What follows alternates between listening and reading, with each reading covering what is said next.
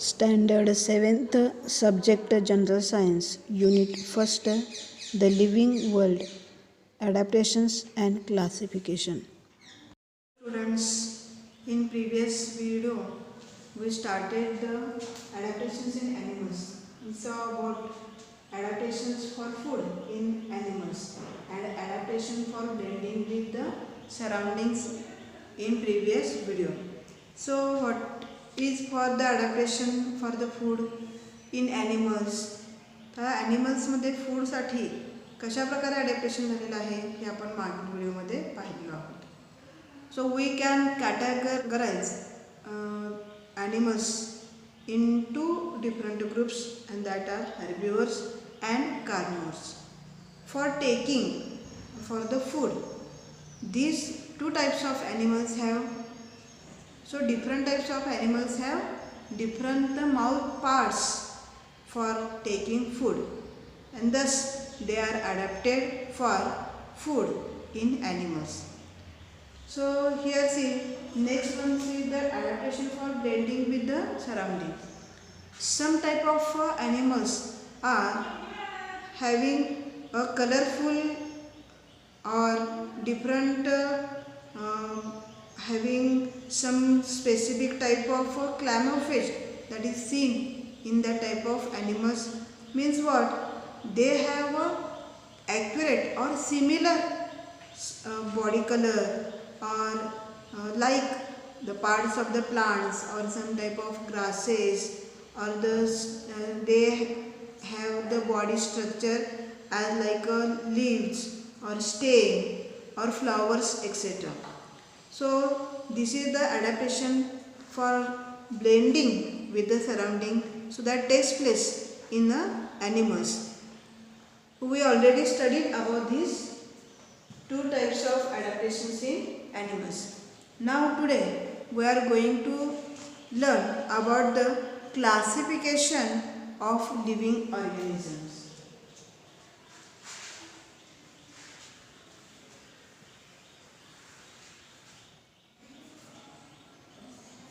Classification of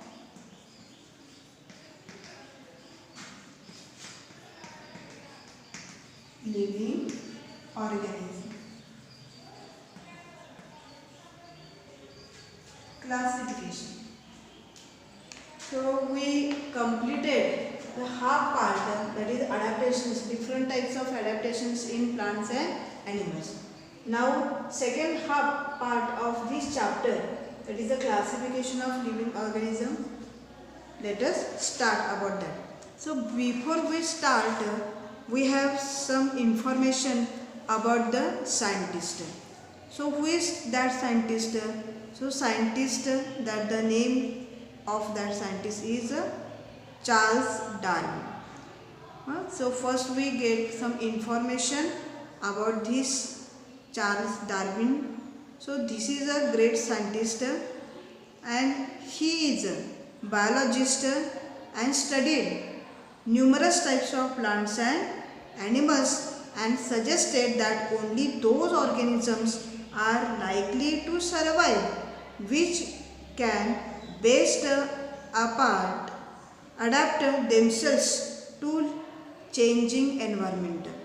आता हा असा सायंटिस्ट आहे बघा, हा एका होता बायोलॉजिस्ट होता, म्हणजे जीवशास्त्रज्ञ होता. यानं काय केलं आहे, बरेचसे डिफरंट टाईपचे प्लांट्स आणि ॲनिमल्स जे आहेत तर त्यांचं काय केलं आहे ना, स्टडी केलेलं आहे. आणि ही सजेस्ट त्यानं काय सांगितलं आहे बघा, असं त्यानं सजेस्ट केलं आहे इन हिज ओन थेरी, त्याच्या स्वतःच्या सिद्धांतामध्ये त्यानं काय केलं आहे असं सांगितलेलं आहे की those organisms are likely to survive which can best adapt themselves to changing environment. म्हणजे असेच फक्त सजीव जे आहेत तर ते जिवंत राहू शकतात सहजपणे, जे काय करू शकतात, त्यांच्या सभोवतालच्या जी बदलती जे एन्व्हायरमेंट आहे, पर्यावरण आहे, त्याच्याशी ॲडॅप्ट करतील, म्हणजे अनुकूलित होतील. असेच फक्त ऑर्गॅनिझम्स काय होतात, सहजपणे जिवंत राहू शकतात. They can survive in that environment. आलं लक्षात का बघा. So what he suggest, he suggests that only those organisms are likely to survive which can best adapt themselves to changing environment. असेच फक्त ऑर्गॅनिझम्स काय होतात, जिवंत राहतात जे त्यांच्या बदलत्या एन्व्हायरमेंटला काय करतात, ॲडॅप्ट होतात. आत्ता सध्या पण आपण हे बघतोय बघा, अशी आपली परिस्थिती झाली आहे की शाळा आत्ता सध्या काय आहेत, बंद आहेत.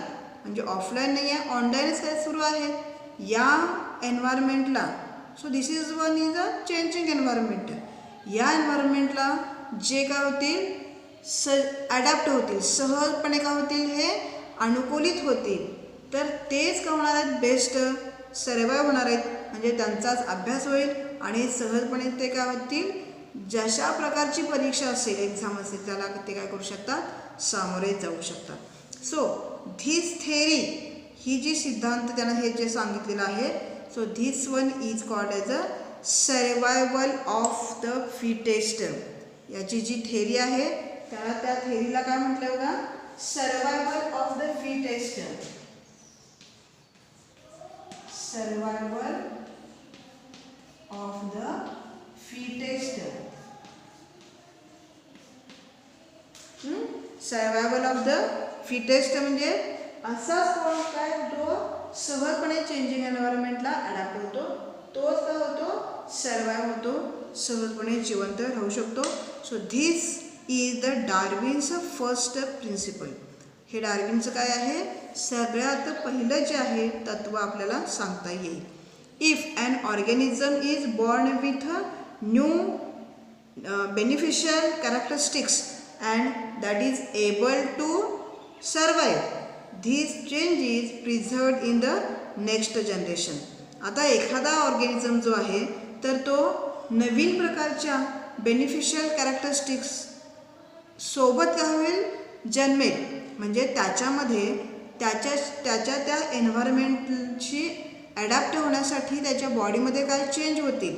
अशा चेंज झालेल्या म्हणजे वेगळ्या प्रकारच्या नवीन असे फायदेशीर कॅरेक्टर्स घेऊन तो जेव्हा काय होईल, जन्माला येईल. सो धिस चेंज, तर हा जो बदल आहे त्याच्या बॉडीमध्ये झालेला, तर तो काय होतो, पुढच्या जनरेशनमध्ये सुद्धा काय होतो, प्रिझर्व होतो, तो तसाच राहतो. म्हणजे one generation to other generation हा जो चेंज आहे त्याच्या बॉडीमध्ये झालेला, तर तो काय होतो, ट्रान्सफर केला जातो. येते का लक्षात बघा. हे जेव्हा ऑर्गॅनिझम काय करतो, एका त्याच्या नवीन अशा कॅरेक्टरिस्टिक सोबत तो काय होतो, जन्माला येतो. कुठले नवीन कॅरेक्टरिस्टिक्स आहेत, जे कॅरेक्टरिस्टिक तो ज्या एन्व्हायरमेंटमध्ये राहतो त्याला अडॅप्ट करण्यासाठी झालेले काय असणार आहेत, ते बदल असणार आहे. अशा नवीन बेनिफिशियल कॅरेक्टर्स सोबत तो काय होतो, जन्माला येतो. आणि हा त्याच्या बॉडीमध्ये झालेला जो बदल आहे, चेंज आहे, तर तो काय होतो, त्याच्या नेक्स्ट जनरेशनमध्ये सुद्धा काय होतो, तसाच राहतो. आणि नेक्स्ट जनरेशनमध्ये तो काय होतो, ट्रान्सफर केला जातो. So this is the Darwin's second principle and this is called as the theory of natural selection.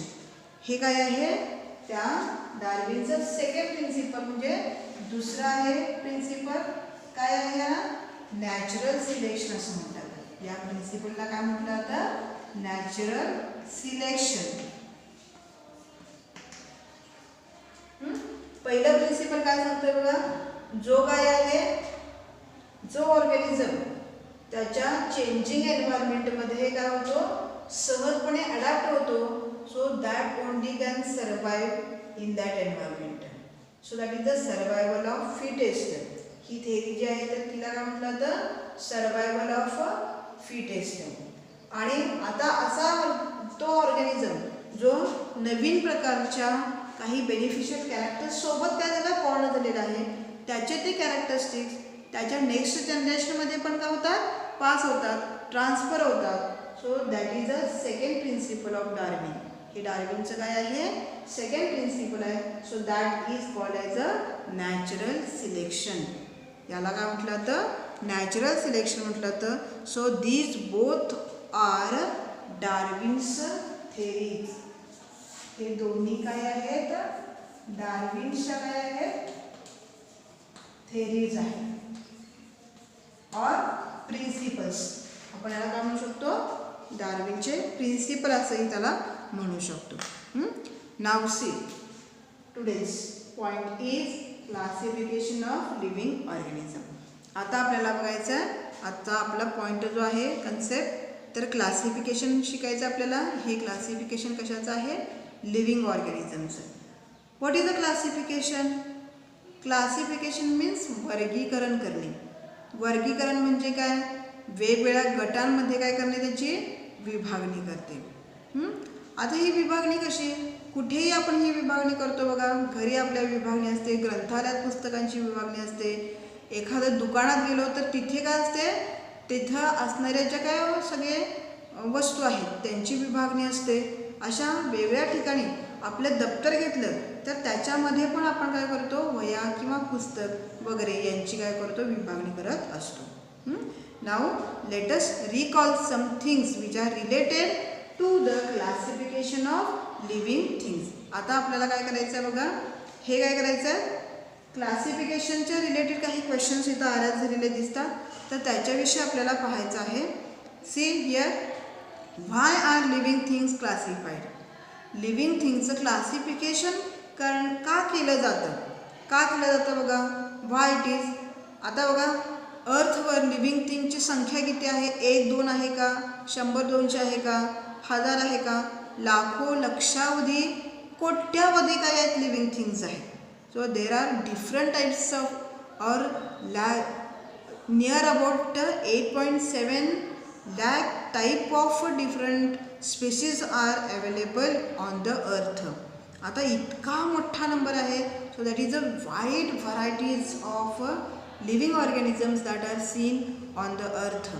आता या सगळ्यांना आपण लक्षात ठेवू शकतो का, no. So first thing is that to remember. एक मुख्य काय आहे, का केलं जातं, टू रिमेंबर. रिमेंबर म्हणजे लक्षात ठेवणे, म्हणजे लिव्हिंग ऑर्गॅनिझम जे आहेत त्यांना लक्षात ठेवण्यासाठी. आता कसं लक्षात ठेवायचं, समजा जर आपण त्याच्यामध्ये असणाऱ्या वेगळ्या ऑर्गॅनिझमचे गट पाडत गेलो, जसं बघा, आता सगळेच एकूण विद्यार्थी समजा जर ग्राउंडवर बोलवले तर आपल्याला लक्षात येतील का कुठल्या वर्गातला कुठला विद्यार्थी आहे ते, नाही. जर आपण त्यांचे काय केले, क्लासेस पाडले, 7th class, 8th class, 9th class, तर आपण काय करू शकतो, आयडेंटिफाय करू शकतो. म्हणजे आपल्याला लक्षात राहू शकतं की कोणत्या क्लासमधला कोणता विद्यार्थी आहे ते. आणि म्हणून काय आहे, एकतर त्यांना रिमेंबर म्हणजे लक्षात ठेवणे आणि आयडेंटिफाय करणे. कशासाठी, टू आयडेंटिफाय. आयडेंटिफाय म्हणजे ओळखण्यासाठी. आणि आणखीन एक मुख्य मेन थिंग आहे याच्यामध्ये, टू स्टडी. याच्याने आपण काय करतो, या क्लासिफिकेशनचा यूज करून आपण काय करू शकतो, लिव्हिंग ऑर्गॅनिझम्सचा स्टडी करू शकतो. आणि म्हणून living organisms are classified. Which are the criteria used for classification of plants and animals. आता कुठल्या प्रकारचे क्रायटेरियाज यूज केले जातात. So you already studied in previous standard, in 6th standard. So some criterias are used. जसं height आहे, length of the प्लांटमध्ये आपण बघितलं ट्रीज आहेत, हर्ब, शब्स, क्लाइंबर्स, त्याच्यामध्ये ट्रंक जे आहे किंवा त्याची हाईट आहे, याच्यावरून क्लासिफिकेशन केलं जातं. ॲनिमल्सचं क्लासिफिकेशन करताना काय करतो आपण, तिथं पण डिफरंट क्रायटेरियाज वापरतो, निकष वापरतो.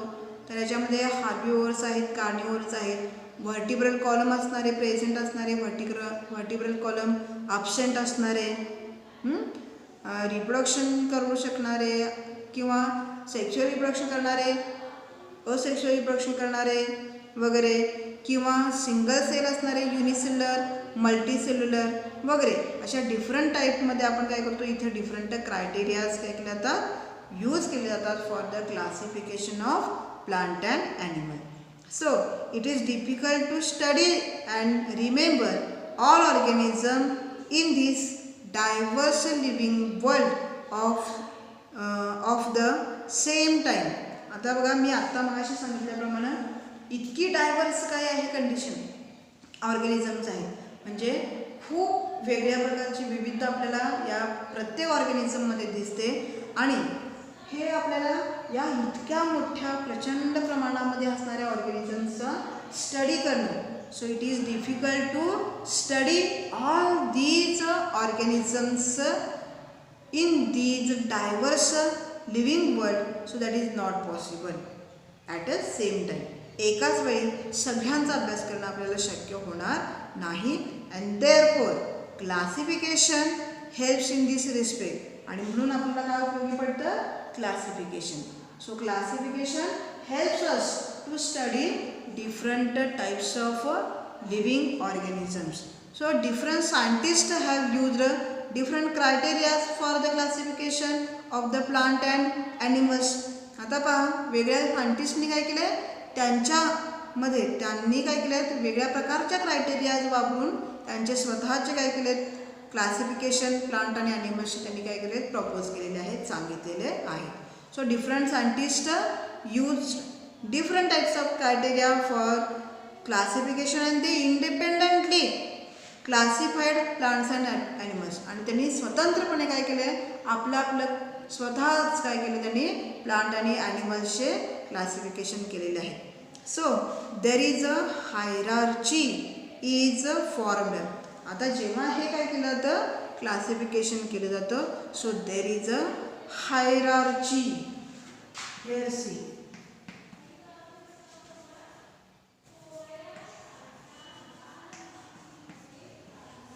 so here see hierarchy is used for this earth that is formed.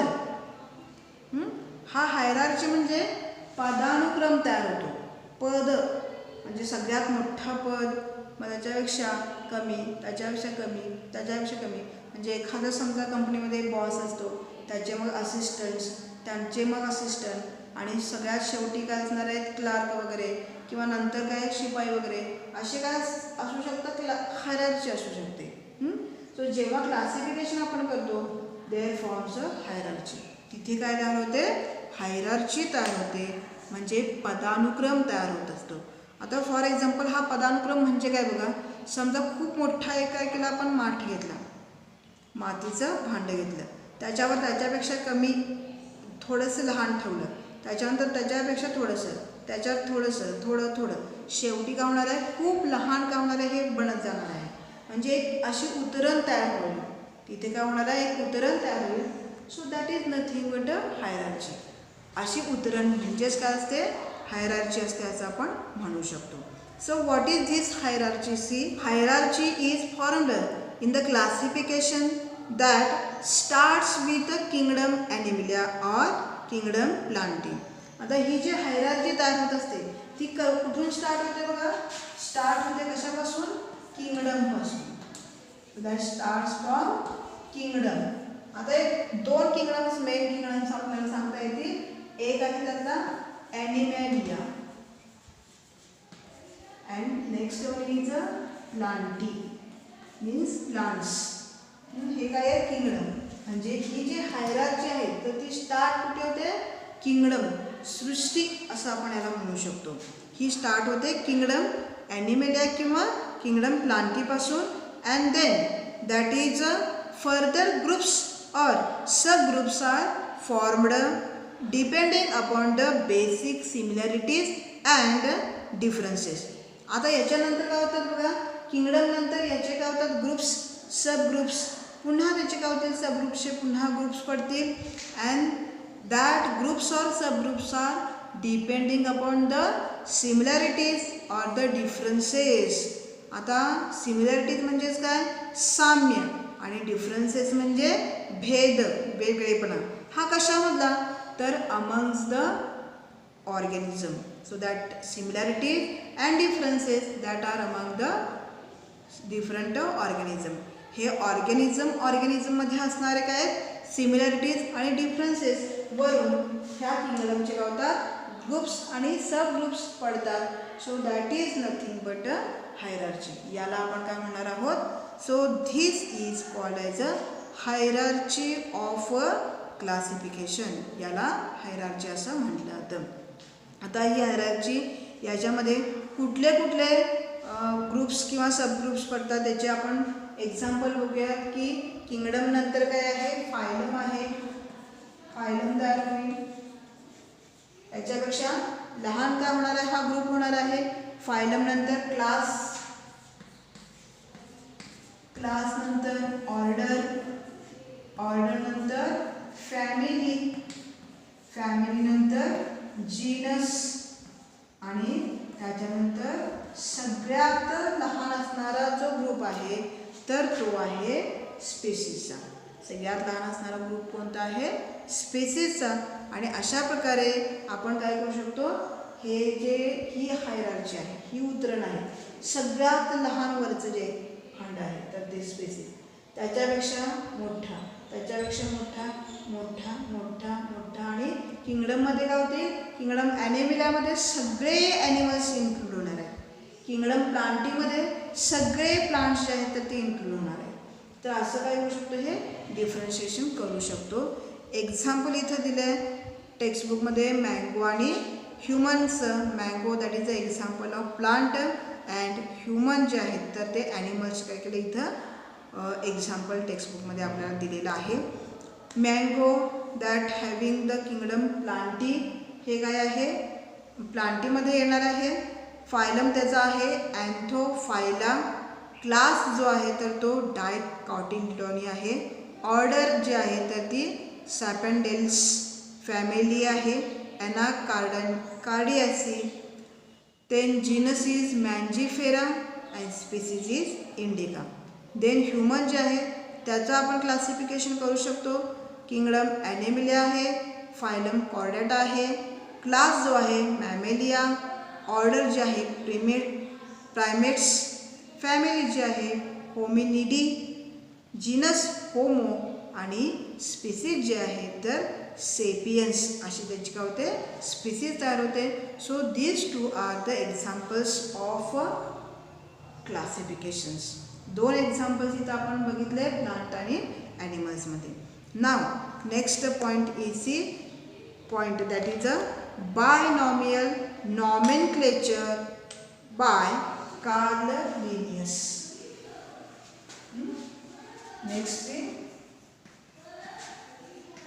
Binomial nomenclature by Carl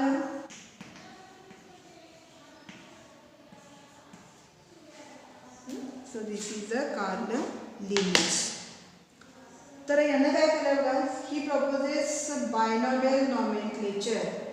यानं काय केलं, या कार्ल लिनियसनं बायनॉमियल नॉमेनक्लेचरची सुरुवात केलेली आहे. म्हणजे द्विनाम पद्धती असं याला म्हटलं जातं. हे काय आहे, बायनॉमियल म्हणजे बाय मीन्स टू, नॉमियल्स म्हणजे नेम्स म्हणजे द्विनाम, 2 नावे, आणि नॉमेनक्लेचर म्हणजे गिविंग नेम्स म्हणजे नाव देणे, नाव देणे, याला नॉमेनक्लेचर असं म्हटलं जातं.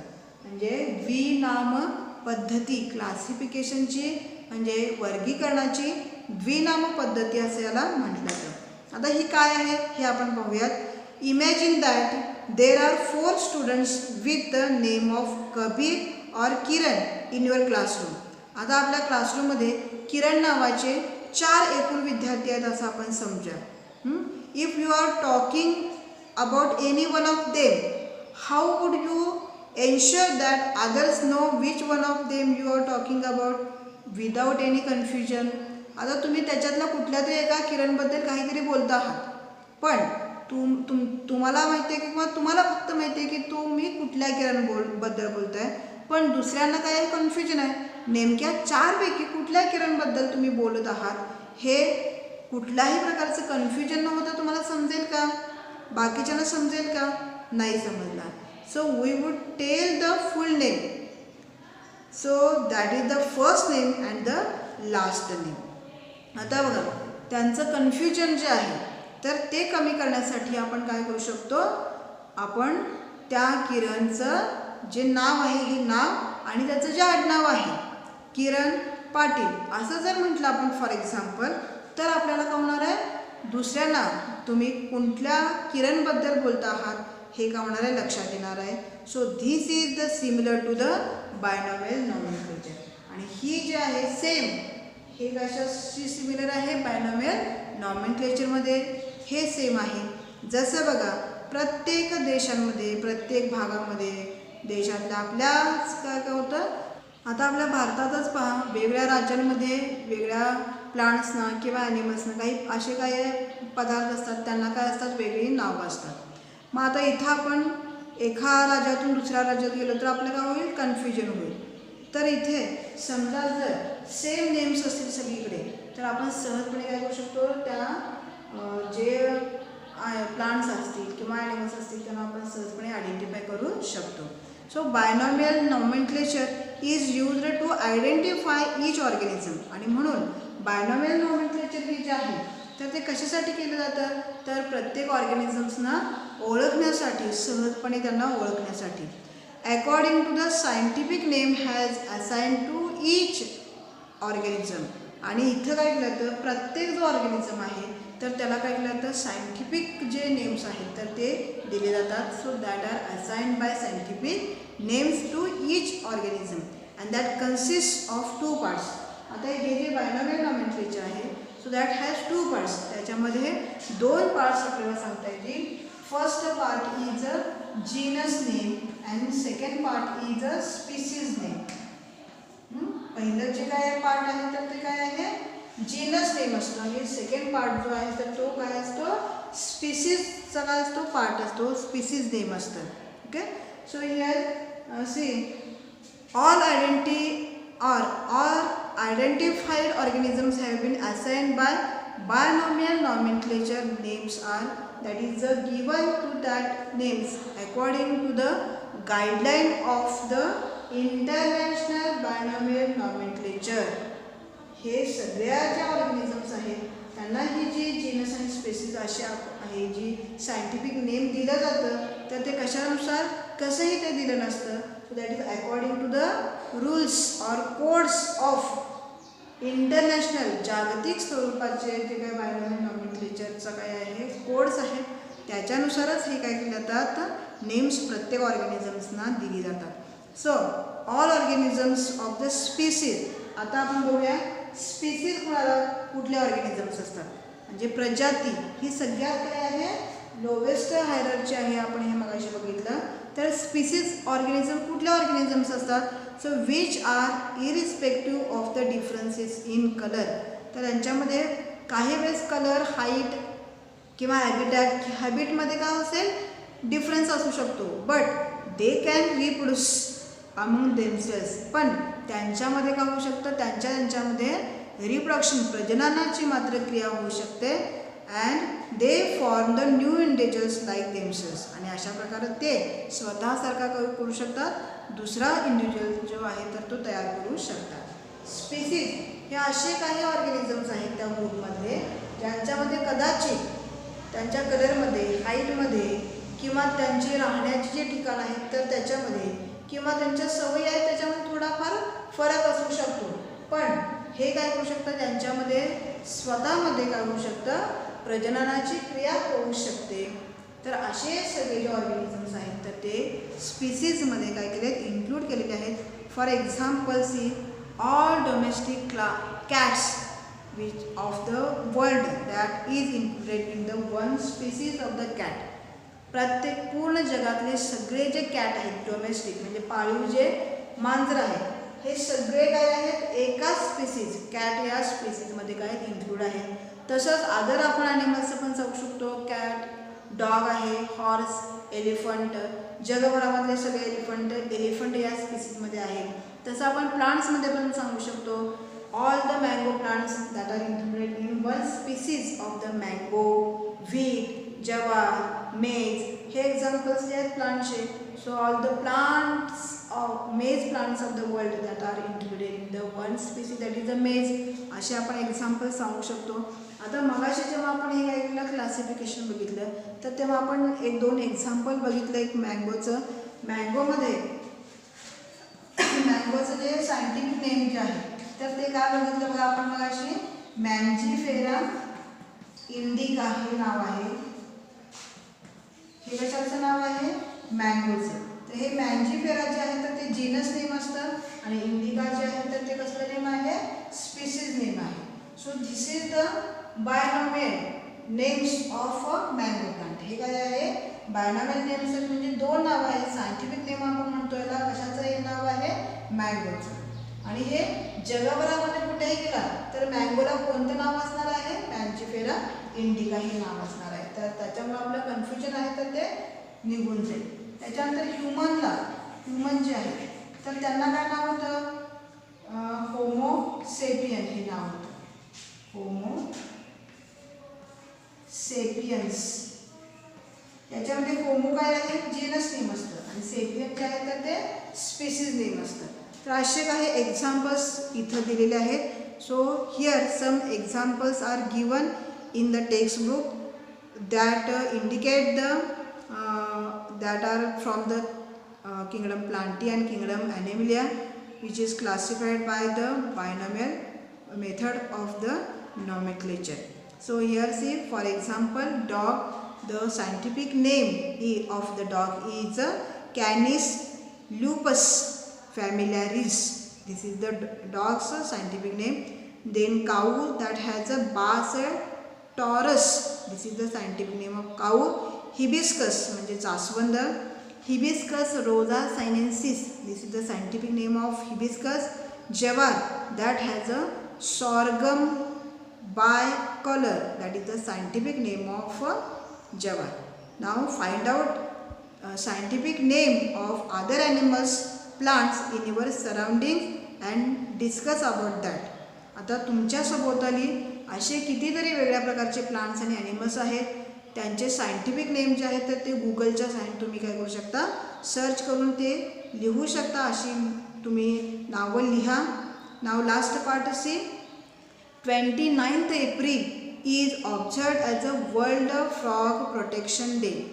29 एप्रिल हा जो दिवस आहे तर तो फ्रॉग प्रोटेक्शन डे म्हणून काय केला जातो, सेलिब्रेट केला जातो. At that for that killing or harming frog is prohibited by the wild life protection act. आता याच्यानुसार फ्रॉग्सना मारणे किंवा त्यांना कोणत्याही प्रकारची इजा करणे हे वाइल्ड लाईफ प्रोटेक्शन कायद्यानुसार काय केलं आहे, त्याच्यावर बंदी घातलेली आहे. So this is about our today's video.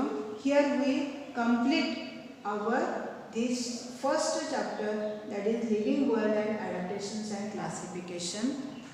So now exercise. So this is the today's exercise. Write the definition of hierarchy. Second question is write examples of binomial nomenclature. Third question is write chart for hierarchy. And last one is solve exercise given in your textbook.